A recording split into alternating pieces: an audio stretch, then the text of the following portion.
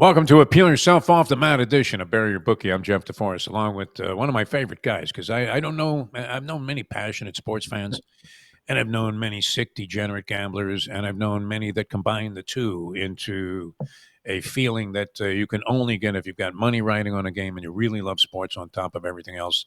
And that would be Mike Jones, who was very busy and very vocal and just was prolific yesterday. I think he wrote me more words via text than Shakespeare wrote down in his lifetime in all of the various works that he put together, plays, whatever it is that he was doing. Mike, welcome to the show. We had an issue here and it was the first game to lead off the slate yesterday, the European game, usually a pretty dull encounter. It involves two teams that are going nowhere, two teams where you would have to assume that there's a likelihood that one or both of the coaches will be gone by the end of the season, if not sooner. And if ever you could make a case for a Dennis Allen situation where the Raiders just left him in London. I know Lane Kiffin got fired on the tarmac. I can't remember if he had actually returned home from the trip and they fired him on the tarmac in L.A. I want to say that, as he returned as the head coach of USC, and Pat Hayden, I guess, didn't get along with him very well anyway. And so they fired him before he even got to his car. Not sure if they let him on the team plane. But in this case, it should have been very much like the Raiders with Dennis Allen many years ago, where they lost the game on European soil. In that case, it was London, the Raiders. In this case, it was Spain and Madrid with the Miami Dolphins. And I thought that they shouldn't have allowed Mike McDaniel back on the team plane. That was one of the most despicable coaching decisions I've seen. We've seen Mario Cristobal run the ball when he could have taken a knee and lose a ball game to Georgia Tech. Well, we've seen all kinds of atrocities, handing the ball off. Of course, there was a Joe Pisarcik play with, I hate to mention it, your New York Giants. Just atrocious decisions that are inexcusable, that there is absolutely no way that these things should ever happen. And when McDaniel didn't try to kick that field goal on a 4th and 1, 13-13 tie, you had Mariota, who was banged up at quarterback. He's already a backup. They had scored one touchdown in the entire game. And with 1:40 to go in the ball game, having just been stuffed on a 3rd and 1, he decides to go for it. For what reason, I don't know. I mean, it's not like you're going to go up 2 scores if you get the touchdown there, as opposed to only being up 6, and the team still has a chance to come back and with a touchdown win the game. All indicators would be, and the dynamic on the scoreboard with the time that was left, Washington also out of timeouts. So exacerbating the situation was, A, that he not only failed to make the 1 yard and now left Mariota and company only needing a field goal to win the game, but then he was also forced to use his own timeouts while Washington was out of them to help elongate and stretch the drive in Washington's favor, where they do get off a reasonable field goal try of 56 yards that just misses to the right, or they lose the ball game. Now, right. I posted this. I said, hey, should this guy not be fired on the spot, regardless of the outcome in overtime, which they fortunately got lucky and won.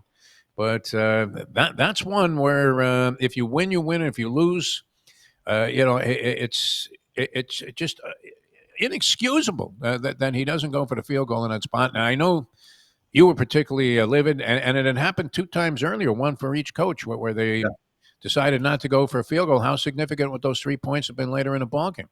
If either of those coaches had kicked a field goal on a 4th and a goal from the 1 yard line, what would have changed the entire dynamic of the end game. But to leave those 3 points on the field there and end up getting nothing out of that, handing them the ball with plenty of time left, even if they had no timeouts, and then use your own timeouts to help them, that's just, absurd coaching irresponsibility. I don't know what your feeling was. Well, I do know what your feeling was on that, so let me put it on a tee. Yeah.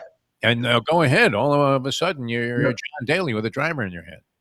Well, here it is in a nutshell. I mean, the analytics of the game now has changed. We're not watching the games when we grew up. It's almost like if I were to be a football fan, I wish I was 21 now, and then I'd understand it all.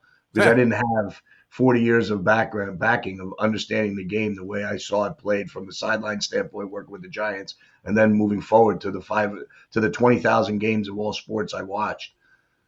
Yeah, you get a minute to go in the game, 2 minutes to go in the game. They run the ball on 3rd down. They get 2 yards. They lose a half a yard. So they're back to 4th and goal from the 2. And their star running back, A-Chain, gets hurt on the play, which causes under NFL rules to prevent people from faking injuries, that the Dolphins had to call timeout. So now with 1:44 to go and the timeout actually is called, Dolphins used their first time out in that situation because of the injury. Do you go for it because you don't have a minute and 10 left, where there's the analytics of the amount of time, all that probably comes into consideration. But at this point, you have it where, he probably felt the timeout. You also decide you're going to go for it because of the analytics and the chances they move the ball out to the 35 and they only have to get 30 yards before they're in field goal range. It's a tie game. But your best player just got taken out of the game. I mean, you can't use A-Chain on the next play. So it's like, why not take the points, go up 3? And in the case of Dan Quinn, he did the exact same thing with 5 minutes to go in the game. Yes. And could have taken the lead and did not. And then the Dolphins have to come off the goal line. Now the analytics, according to listening to this, because it happened again where I was in complete question against the Bears-Giant game when the Giants had a chance with 9-10 minutes to go to go up 10, and the announcer Greg Olson was adamant saying the Giants should have went for it on 4th and goal from the inside the 1 because the go up 2 scores is much more important. And he also says, and this is an important part of this, that the analytics state that off the goal line, you're more likely the defense is going to get the next score than the offense going 99 yards or getting in a field goal range, which I understand. But it's still, there wasn't time left in the game. If it was the midway through early 4th quarter with in that decision for McDaniel, I get it. But with a minute and 44 to go, you have to take the 3 points. And the thing that always gets me blown is that one coach will get bailed out in that situation. Washington presses all over Dan Quinn not kicking the field goal. You had a tie game, and then Mariota throws the interception in overtime, which led to a quick 3 for Miami win. But McDaniel gets bailed out because he goes to 4-7 and got the win in the game. So yes, I completely agree. Is a Yale football coach who wears capri pants more in line with the owner that walks out and says, "Okay, I'm going to play the analytic game, and I'm smarter than you in football because I went to Yale, and I'm going to figure this all out"? Or are we losing the old school way of playing? Because let's go to Dan Campbell last night, 0 for 5 on 4th down. And, Rex Ryan and Damian Woody this morning are saying how they're against all this decision making, but yeah, you plan for the game and that happens. But games, they're in-game adjustments. Bill Parcells was always great on playing in-game adjustments. If you go back to the legendary 1990 championship game when the Giants knocked the 49ers out of the three-peat in a 15-13 game, very similar to what I was watching last night. The Eagles now have won 2 games where they scored 26 points. It's like the lowest total for 2 wins in decades. So you can play defense, and teams are figuring this out. So when you get a situation, a 13-13 game, isn't 3 points that vital in that earlier game that we were talking about? I just, between the refereeing and the pass interference that they're claiming on A.J. Brown last night, which was egregious, but not even close to the pass interference that was called on Deebo Samuel on the Dolphin game when the Dolphins have them pinned back 3rd and 10 on the 2-yard line. Yeah. That opened up the chance and led them to points. So I just look at it very interesting enough to say that you're risking your money doing this, betting on these games. You have officiating, I think, has been very inconsistent. I don't know if the DEI factors come into officiating where we're getting people in the league for different, for different reasons. I don't know what's happening, but I see a decline in the quality of officiating in the officials. And then this decision-making, the analytics, do these analytic guys ever put on pads and play? Because here's what I think too, Jeff, and I think this is an important part. You let your sideline down. You'd let the defense know that you're not trying to win the game. You had a chance to protect the 3-point lead. Now you know that they've given up 3 points, they lose. The defense goes on in a mindset saying, okay, here's what we got to do. We got to stop them on the 1-yard line coming out or the 2-yard line coming out because that's what we're forced to do. But again, we could have played different with the lead. So this is news to me. I've not seen anything like this other than listening to analytics people tell me that a 2-point conversion make down more than 1 score, down 14, is about 12% easier to make than a 2-point conversion when it's 8 or 7. And that's a factor. So when you look at that, that's why teams go for 2 down 14 to make it 6, and everybody can't figure out why did they go for 2 there? They're making it. Well, late in the game in the 4th quarter, the analytics of this says, are you going to go from 14-7 and tie it, 7 to tie the game, and then get a field goal to win? Are you getting 3 possessions before the opposing team scores a point? That's where it all stems from. Where if you make that 2 with a 52% chance, now you're down 6, where if you get the ball back, you kick the extra point and you win the game.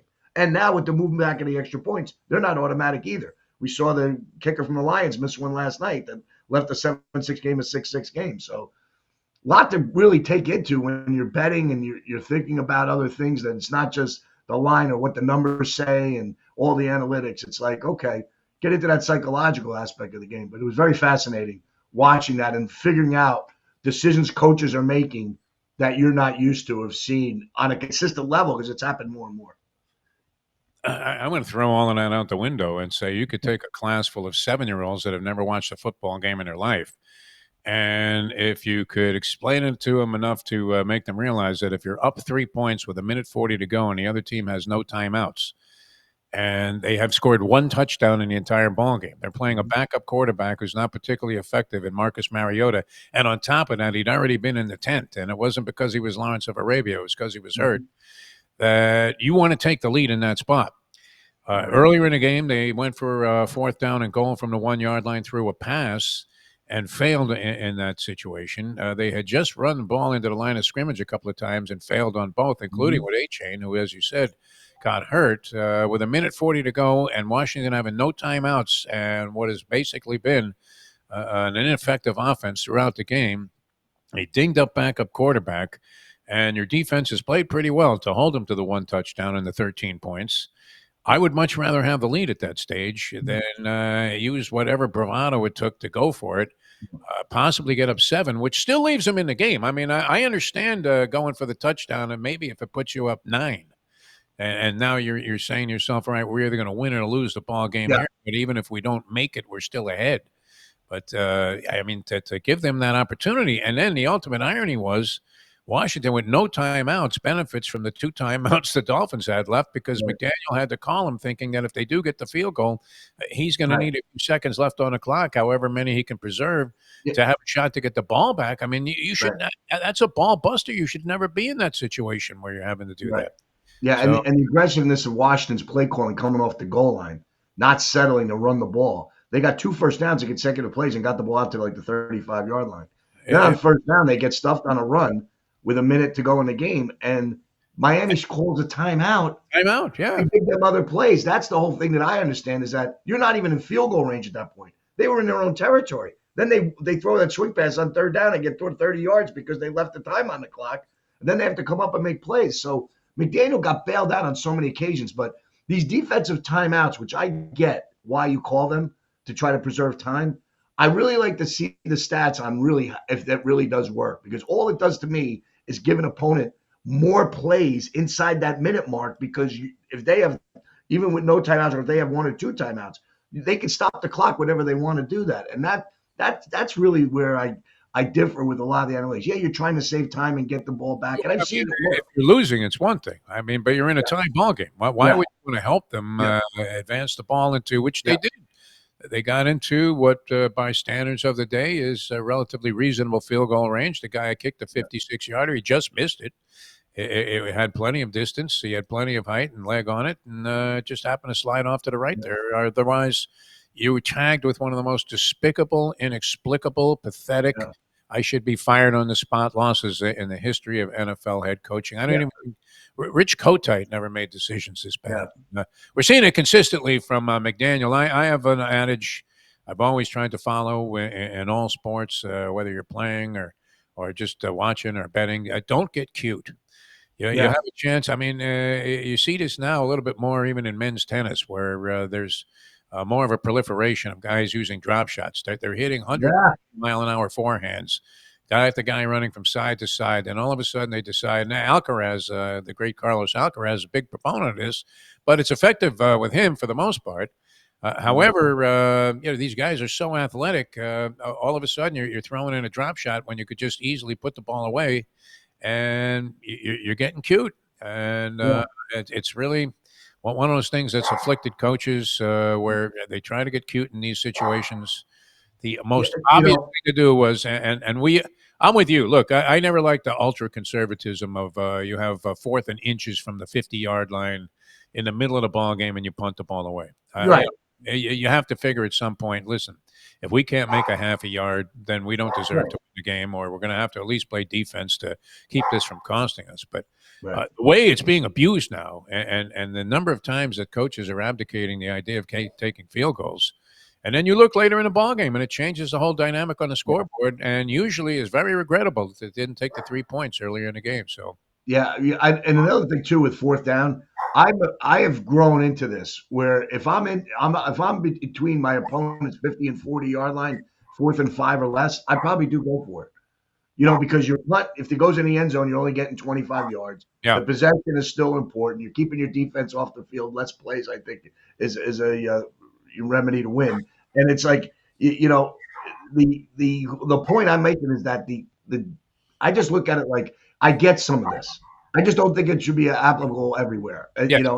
And the numbers are just I'd like to see that I hope they count the times that it backfires on them. They're overcooking a good steak right now. But let me ask you this, Jeff. Yeah. If those teams are 7-3, you think they kick the field goal? The fact that they're 3-7 and know they're not going anywhere? Are they trying to lose for draft picks? Yeah. We had an accusation by our owner down here that he was trying to lose games by a head coach that said that. He was telling him to lose. I mean, is this one of these things where you look like you're over aggressive and the analytics of it can tell you can make anything up and say, yeah, it's telling me to go in this situation? What we say in our front office? So you never know with this anymore, but it's becoming so transparent in watching these games. And in tennis, one of the great things I think about tennis as a player was I used to serve and volley. You don't see anybody do that now. No. Serve right away and volley because these guys hit the ball so hard in the back, and it's great. So maybe staying on the baseline and what happens. I always used to use and we'll end the tennis analogy, get into gambling. I always used to look at the grass at Wimbledon, how worn out it was in the first week and the second week. Sure. Just where if you go back and look at Wimbledon highlights when McEnroe played, the middle of the court was worn out because there were so many serving volleys and guys taking balls inside. Now, Ivanisevic, all of these guys right, were hitting the ball. Right now, 3 days in the baseline, you can see it's white. Yeah, where the middle is all green. It's like so you get to see the way the game is played differently. But yeah. I mean, the rest of the grass is as green as it is at your condo association, where you're paying hideous fees to have the lawn guy come every other day and fertilize the thing. All right, a lot of other stuff around the NFL. We all thought that Mike McDaniel should have been left on the tarmac in Madrid and not come back. I put a thing up on social media about it. It was naturally, since it was my page, I guess you're going to get the majority of agreement. But I didn't see one dissenter saying, "Oh no, that was the good move. Go for it." And it was regardless of the outcome of the overtime, which the Dolphins got very fortunate to get a pick on the very first play. Regardless of the outcome, I still thought it was a fireable offense and typical of what we've seen from Mike McDaniel, who appears to be clueless and unraveling in these spots. What about Brandon Staley from the Chargers? Remember when he used to go for it on his own 19-yard line? Yeah. He was the first one I saw that was really outlandish from these decisions. But and he's no longer employed, so that makes perfect sense. All right, around the league, somewhat of a shocker for me. Jacksonville's dominance of the Chargers. People were just starting to say that the Chargers are looking really good. They're making Justin Herbert the MVP of the league. They get shellacked.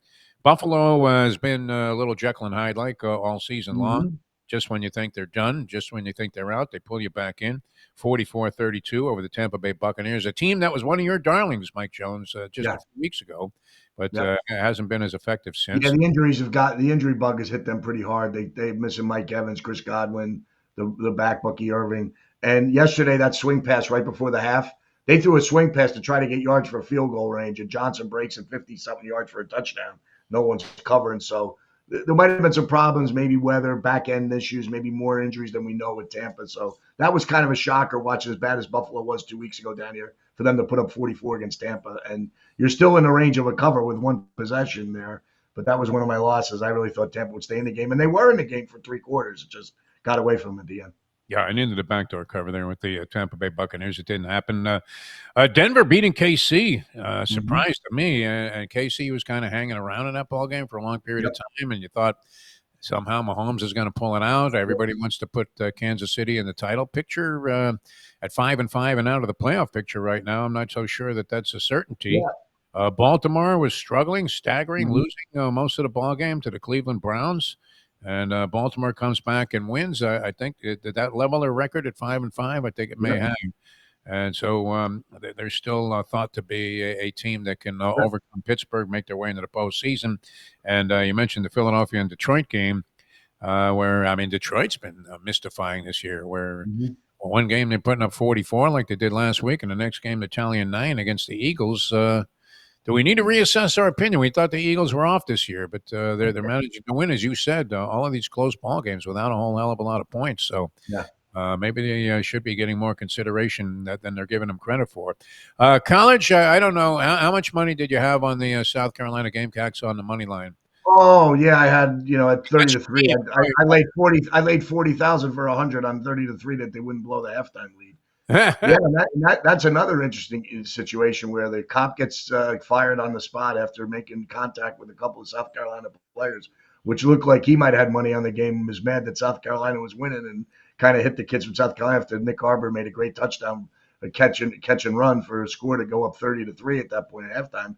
And then, it's one of these games where you get you get laps, you think you have it under control, and your quarterback goes into a little bit of a shell, and their quarterback can't throw in the ocean, wakes up, and all of a sudden you get one little score that turns the game around. And I always go back to remembering the Don Beebe touchdown in the Houston Buffalo game to make that game 35 to 10, and you're thinking to yourself, oh, they can't come back. It's mid third quarter, and they did. And Buffalo does. So I always think there's no lead that's insurmountable. Going back to the Atlanta New England Super Bowl, that we saw, my wife and I were watching the game, and she made a reference to that at 30 to 10 that we were going to lose the game. And I'm like, oh my God, what's the number on that? It was probably, you couldn't even find one at that point, down 21. And so, yeah, it's very interesting. But yes, that was a shocker for the family. All right. What'd you see on the college grid? Ohio State again looks Yeah, good. I think we're seeing. I think we're seeing that. I think something we can pay attention to, in the next couple of weeks. Teams ranked 10 through 20 that are playing teams that are not ranked or whatever. Watch how they dominate, because I think they need to even cover the spread or push things forward to try to sneak their way into that top 12. Miami doing it with another cover against NC State. Virginia, on the bubble, everybody had them as a dog against Duke. Everybody liked Duke I talked to. Virginia goes in and wins that game going away. And they're the teams on the bubble that are trying to go in and get these significant wins. USC gets a nice win over Iowa. Just keep an eye on teams just outside that top 10 that need to push in there against the spread in the next couple of weeks. I think that's a good factor to watch. What do you make of this NBA Cup stuff? Weird. Like the most misguided cockamamie invention that you could have come up with in terms of trying to stimulate interest. I know people like it when the court looks weird. Mm-hmm. I believe it's creating problems, though. I mean, you had Jalen Brunson injured. He's in a ball game late for the New York Knicks that he otherwise would have been on the bench. But point differential is the first criteria for tiebreakers and going to the title game. Why would you even want to be in the title game? You're playing extra games in this era of load management. I guess, what, they make $500,000 a player? That's it. You get those players get to make $500,000 for the 10th to 15th guy on the team. And that could be significant money. Obviously, it is to anybody, but to these players that are down the line. Is it not overall detrimental to the league? Yeah, I mean, and after watching the playoffs last year when Damian Lillard and Tyrese Halliburton blow Achilles in the game and aren't going to play this year, it looks like, you just sit there and you watch, like, you're right. Is it really worth it? But the NBA Cup is something that they don't get the big interest leading before Christmas, and they're trying to figure out something to do in the play. They do these games matter to the players. I would always look at to see what the totals go to in these games. I didn't see a big significant drop off, but to see if they're playing defense a little bit more toward the playoffs than they are a regular season game. But last night in the NBA, you had three. When the Heat took on the Knicks the other night in a cup game, and they were hoisting them. I mean, there was like a minute to go in the game, and the Knicks are still hoisting threes with 21 seconds left on the shot clock, just because of this point differential thing. I don't know. It seems like they made up some cockamamie formula that could be detrimental to this whole idea of protecting integrity of the game. It's all about ratings and TV to gain some fan interest. The first time I watched it was interesting. The court looks nice when you watch it. It's a different way of looking at the court, but I don't know.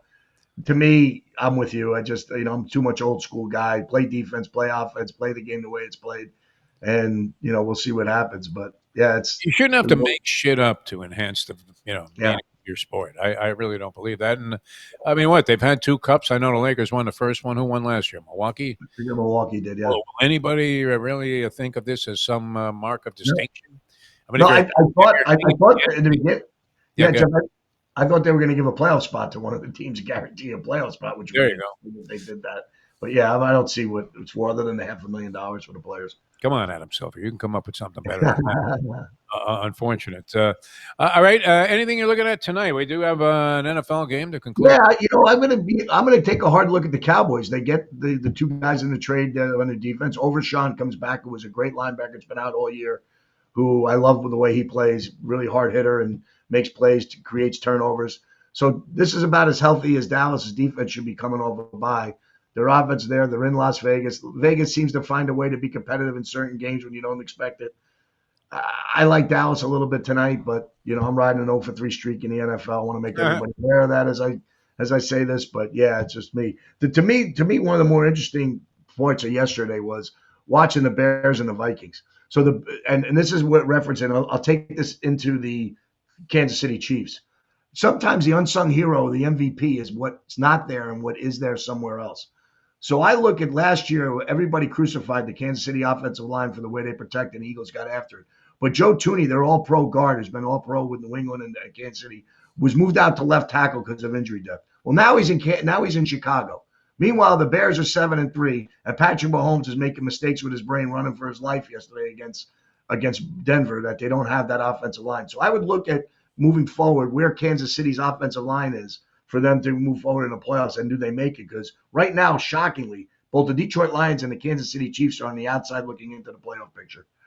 So I think in the next couple of weeks, we'll see how if is it really about Patrick Mahomes, or is it really about the nucleus of their offensive line? Because they really didn't run the ball with great success against Denver. And when I reanalyze looking at that game again, picking Kansas City, I just thought because of certain injuries, you always look at players that are out. But Denver's pretty tough at home.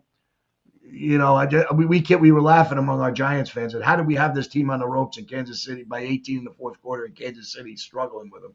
We always can't figure out how week to week it's such a different league. But yeah, so the Joe Tooney factor is one that you're seeing is the Bears are leading their division and Kansas City's on the way out, and that's one of the big significant changes. But yeah, I'm on the Cowboys tonight a little bit. I see 3.5. Their offense is going to be tough to stop, and I just think they're getting defensive players back. And I think this is kind of Jerry's outside town. The rumors were when I was there that Jerry had spent a couple Tuesday nights in the nightclubs where I was at in Vegas, 15, 18 years ago. So I know Jerry has a sweet part. I know he was part of getting the deal to Vegas. And the Vegas has a lot of Cowboy fans. So I'm saying the building should be 50-50 tonight, and maybe the Cowboys get a lift from that. All right. Let's hope we can both break some streaks. I was horrendous on the show here last week, and going to try and get off to a much better start.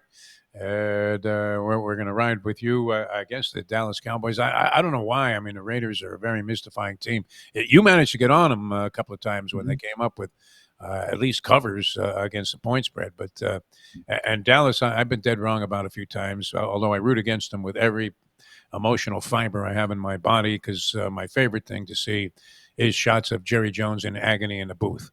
Whenever they take a shot up there to the suite, I just love seeing him with his hands over his face, looking over at Steve and saying, "You're the dumb son. Why did I give you the job?" Unbelievable. But that'll be a lot of fun tonight. All right, Michael and the Big Gunner, I didn't even want to bring this up. Another come-from-behind defeat by the New York Giants, leading again in the fourth quarter, even without Jackson starting the lineup there.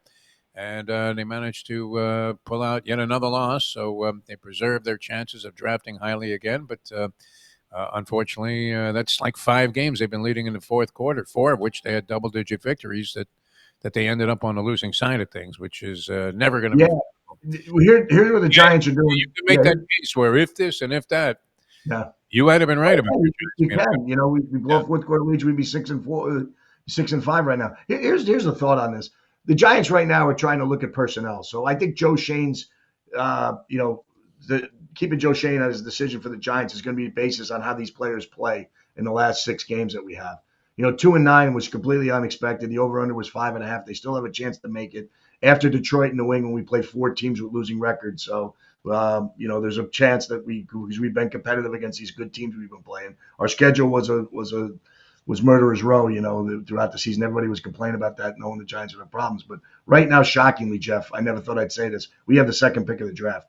And it's like, we don't need it. So I was talking to my guys yesterday. What do you do at this point? You probably look to trade out. That's a lot of picks because you need players. There's no corner there that we need. But our defensive backfield was pretty rough. Watching Christian Watson get a catch in triple coverage when no one could get, one-on-one, guys can't make catches, was kind of mind-blowing to me, and that was a touchdown that gave them the game. We almost got the cover. The 2-point conversion would have given the Giants cover, so we'd had something to be proud about, but we gave up the 2 for a push.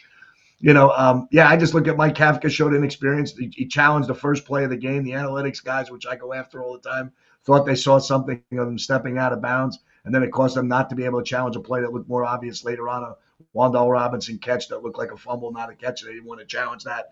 There's just so many different things, but overall, it wasn't bad. We didn't get blown out. We were getting blown out in these games a couple of years ago. Hopefully, we're competitive this week against Detroit. One little stat for you, Dan Campbell, 13-0 covers off a loss.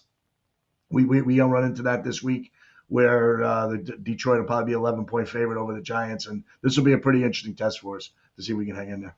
All right, Big Gunner comes your way tomorrow. In fact, when I logged on to do this show, there was a giant feature promo for the Big Gunner podcast, so you can catch that with Mike tomorrow. And you may be joining me again tomorrow. Is that true? Are we going to expand? I'll do it.